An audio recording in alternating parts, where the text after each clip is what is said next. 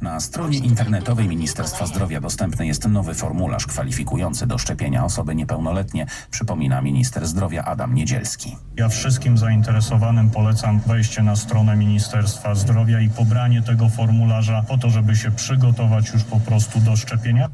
Młodzi ludzie będą szczepieni preparatem Pfizera, jedynym dopuszczonym do użytku w tej grupie wiekowej. Dziś spodziewana jest dostawa do Polski 1 200 000 dawek.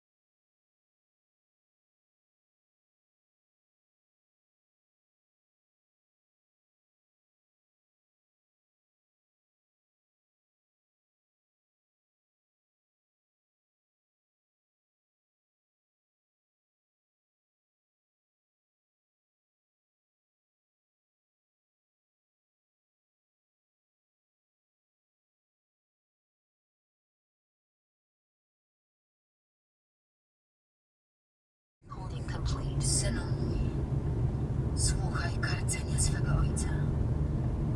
Nie odrzucaj pouczenia swej matki. 500 meters. At the roundabout, take the second exit. I naszyjnikiem cennym dla Start Twojej recording emergency video. kiedy cię, synu, zwodzą występnie.